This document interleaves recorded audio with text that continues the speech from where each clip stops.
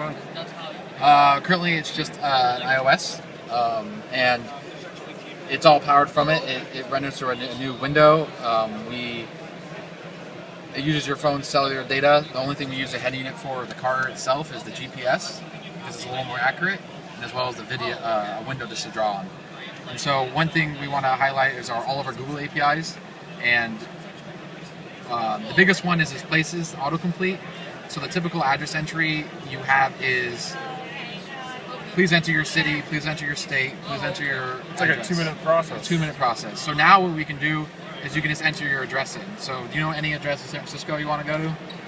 If not, we'll start entering numbers. Say we want to go with 34 something. So we enter 3, it auto-completes with all the 3s.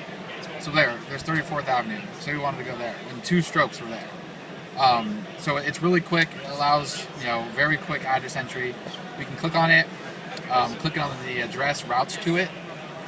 View map, this uses the Google Maps SDK, and allows you to get a general area where it's at. If we zoom in far enough, we get the pretty 3D buildings from San Francisco. The Google Street View implementation we implemented is very intuitive, since we have a rotisserie or rotary knob here. You can actually rotate it and get as if you're the camera on the Street View car. You can get a 360-degree view of the location you're looking at.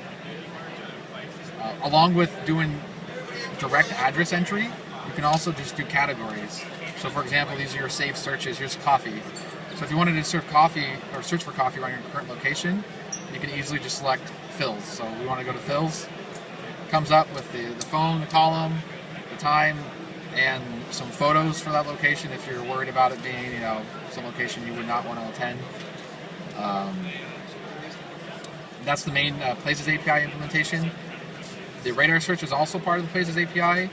This allows the user to kind of get a heat map or a weather map, if you would, visualize around our location. We want to look for all our nightlife. So we click on this, and it gives us an indication of where all the nightlife is. The red meaning not as much, but the white being the hot spots. What it means is basically one white hexagon is you can think of as 10 POIs underneath it. So basically you want to go here if you want the nightlife in San Francisco around your current location. You can change it to restaurants. We have different touristy stuff. And as you zoom in, it actually dilutes it so you can get a better exact location of where it's at. This just allows very nice data visualization. So if you go into a new city, you want to know where all the restaurants are, you can just drive to it. Pretty easy. So this is about 1,000 times better than what's in my truck right now. Oh, nice. I mean, it's very, very painful to the point where I just end up using my Android phone rather than my whatever this one costs, like $5,000. Yeah. Well, this is probably right now. I think it's like 800 euros, so maybe like $1,000. No, but I mean, to get a head unit in your car. Oh yeah, exactly. Yeah, it's like a $5,000 upgrade. So yeah, exactly. This is awesome. And this is going to be one click away from the home screen. This will be you have to change your audio path to aux. Okay. So that's how we do it. And then our last thing we implemented was Google Traffic using the Google Maps SDK. So this also means that Mercedes owners won't have to buy those $500 DVD upgrades for Maps. Correct. So if you have one thing about using a smartphone to render all this is you don't have to bring your head unit in to get it upgraded anymore. You just download the new updated app version, and you plug it back in, and bam, you have your new updated, new Facebook stuff, new Google Plus stuff, new Google APIs. It's all powered off your smartphone. And is voice part of this at all?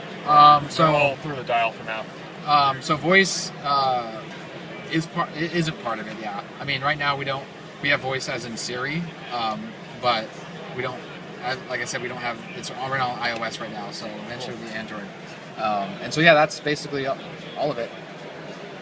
Nice. So to get this, you'll just have to buy a $140,000 Mercedes SL. No, definitely not. No, this will. So the reason that's really good with this is the entry level displays, the lower resolutions, have basically don't come with navigation. And so if you buy the smartphone app for an extra, the app's free. The accessory you need to order with it is probably maybe $1,000. Don't quote me on it. I'm not sure. Right. And that'll allow you to get all these features, such as navigation and audio streaming. Social networks and everything. Nice. Cool. Thank you very much.